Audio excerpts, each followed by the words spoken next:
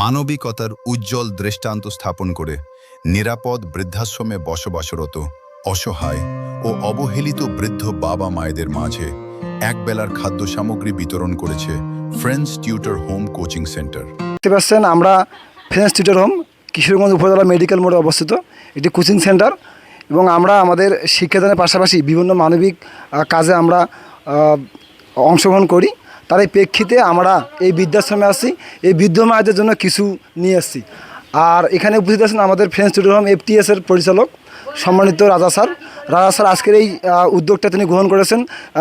তিনি আজকে তাদের জন্য একবেলা খাওয়ার ব্যবস্থা করেছেন। স্যারের মুখ থেকে আমরা কিছু শুনবো। আলহামদুলিল্লাহ, আসলে এভাবেই আমরা যদি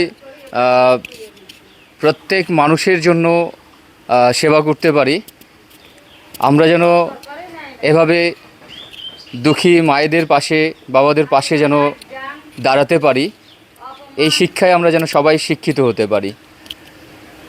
আমরা নিজ নিজ জায়গা থেকে সবাই এই সকল মানুষদের জন্য সেবা করব, পাশে থাকব। আলাইকুম, আমি মোহাম্মদ সাজুর রহমান সাজু, প্রতিষ্ঠাতা পরিচালক নিরাপদ বৃদ্ধাশ্রম। আসলে নিরাপদ বৃদ্ধাশ্রম প্রতিষ্ঠা হয় 2018 সালের জুন মাস। 18 সাল থেকে চলমান আজ অবধি চলছে আলহামদুলিল্লাহ।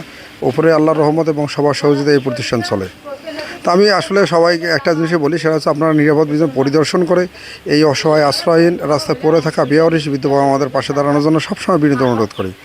এবং আপনারা এখন নিরাপদ বৃদ্ধাশ্রমের ইউনিট 1 মহিলা এবং ইউনিট 2 পুরুষ, আর সব মিলে সবাইকে আবারও উদ্যত আহ্বান যে আপনারা নিরাপদ বৃদ্ধাশ্রম পরিদর্শন করে এই অসহায় আশ্রয়হীন বৃদ্ধ বাবা আমাদের পাশে দাঁড়ানোর জন্য বিনীত অনুরোধ করি।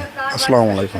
সম্প্রতি আয়োজিত এই উদ্যোগে সংগঠনটির শিক্ষক, শিক্ষার্থী ও সদস্যরা স্বতঃস্ফূর্তভাবে অংশগ্রহণ করেন। তারা বৃদ্ধাশ্রমে গিয়ে নিজ হাতে খাবার পরিবেশন করেন এবং প্রবীণদের সাথে কিছু সময় কাটান। এতে বৃদ্ধদের মুখে হাসি ফুটে ওঠে এবং তারা এমন উদ্যোগকে আন্তরিকভাবে স্বাগত জানান। সংগঠনটির পক্ষ থেকে জানানো হয়, সমাজের অবহেলিত এই মানুষদের পাশে দাঁড়ানো আমাদের নৈতিক দায়িত্ব। ভবিষ্যতেও এ ধরনের সামাজিক ও মানবিক কার্যক্রম অব্যাহত থাকবে বলেও তারা আশাবাদ ব্যক্ত করেন। বৃদ্ধাশ্রম কর্তৃপক্ষ এই মহৎ উদ্যোগের জন্য ফ্রেন্ডস টিউটর হোম কোচিং সেন্টারের প্রতি কৃতজ্ঞতা প্রকাশ করেন এবং সমাজের অন্যান্য সংগঠনকেও এ ধরনের কাজে এগিয়ে আসার আহ্বান জানান। প্রতিবেদনটি বাংলার গণজাগরণ 24।